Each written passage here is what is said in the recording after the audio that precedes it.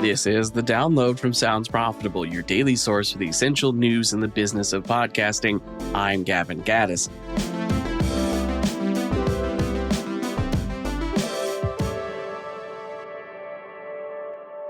Here's what you need to know for today, a sunny Monday here in Indiana, April 14th. Before I get into our first story, a quick reminder that the next flagship study from Sounds Profitable debuts this Wednesday, April 16th at 2 p.m. Eastern Standard Time in a live webinar hosted by Tom Webster. The advertising landscape is the largest survey ever fielded on podcasting advertising effectiveness in the United States. You can be among one of the first to see the information in this first part of a giant report and receive the slides directly once the presentation is over just by registering now, even if you can't make it. The link to do so, as usual, is in the show notes of today's episode, as well as the newsletter version of the podcast, which you will hear about at the end. Now for our top story, songwriter's spat with Spotify is now impacting podcasters, and I need to clean off my monitor from all those sibilants. The latest edition of Ashley Carmen's Soundbite newsletter covers a growing trend of podcasts on Spotify getting copyright notices for wrongful use of copyrighted material. 70mm host Matt Kolosky reports particularly popular episodes of his show have simply been removed entirely for using clips to discuss the film, such as his coverage of the movie Barbie. And it's not just popular shows, as an Austin Powers discussion podcast averaging 150 downloads per episode got over 40 copyright notices in the past few weeks due to using 10 to 15 second clips to discuss the movies.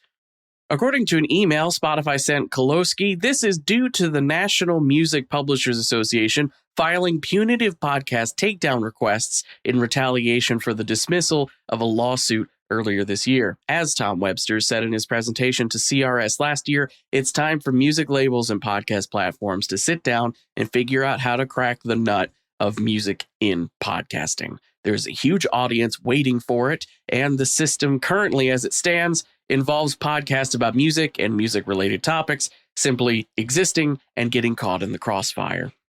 By the way, a quick reminder to those of you out there in download land who are also employees of partner companies of Sounds Profitable, you are all eligible to receive a 33% discount when you subscribe to Bloomberg to get Ashley Carmen's Soundbite newsletter. Just hit reply to the newsletter version of the download or send us a message to learn more. Next up from Digiday Plus Research, are publishers becoming less dependent on ad revenue? In Q1 of this year, 45% of publishing professionals surveyed by Digiday Plus Research said 61% or more of their company's revenues will come from advertising this year. That's down from 51% of respondents who said the same last year. Dependence on ad revenue as the majority of income has declined, while publishers anticipating a moderate amount of ad revenue has increased. How publishers gauge success is also shifting. Total ad revenue remains the top significant metric for measuring ad revenue outcome, 86% of respondents, but CPM, cost per thousand impressions, and ad yield and ad pricing are growing in popularity, with a wider spread of methodologies being used rather than just total revenue. Next up, the only men allowed to podcast are tween boys.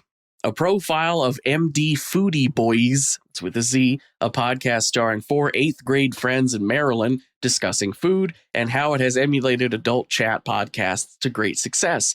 Since a viral Instagram moment last November, the show has amassed 200,000 followers on Instagram and landed a cross-promotional trip to the Barstool Sports office to appear on Dave Portnoy-hosted podcasts.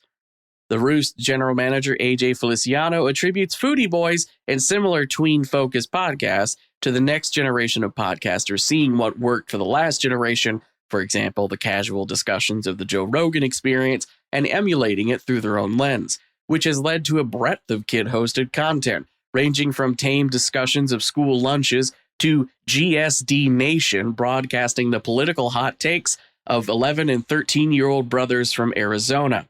In the same way Nickelodeon's All That bridged the gap between children's entertainment and adult sketch comedy, tween podcasts act as a stepping stone between kids and family and more grown-up podcasting.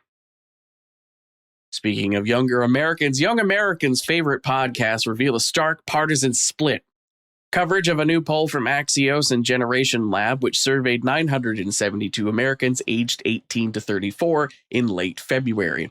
The survey established whether respondents voted for Trump or Harris in the 2024 election, then compared their podcast listening habits. As expected, largely partisan shows skew towards that party, with conservative voters listening more to conservative-leaning podcasts, ranging from the Charlie Kirk podcast to more libertarian or centrist-focused outlets like the Joe Rogan Experience. Though some outliers kept both audiences equally entertained, namely The Daily, TED Talks Daily, and Call Her Daddy, returning similar, if not equal, audience numbers from both voter bases.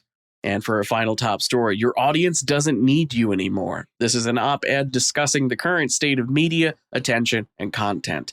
In a world where social platforms are less and less, pushing people outside of their own ecosystems to go visit publisher content, that content has to be stickier. Content aiming to get wider attention in a world where the average American can spend 12 hours a day consuming media in some form has to make the case for its own existence, why it's inherently unique and worthwhile compared to the microdoses of dopamine users can get from scrolling a feed or prompting generative AI.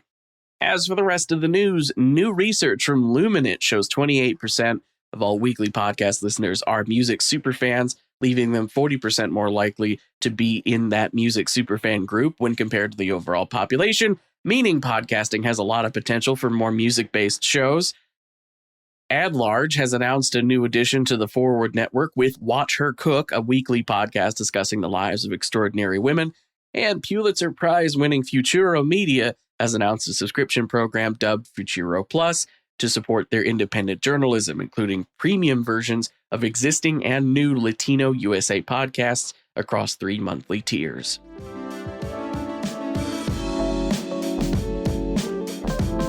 Be sure to check out the links to every article mentioned right in your podcast listening app or at soundsprofitable.com, where you can also subscribe to the newsletter version. The download is written and produced by myself, Brian Barletta, and Tom Webster. For Sounds Profitable, I'm Gavin Gaddis. Download us again tomorrow.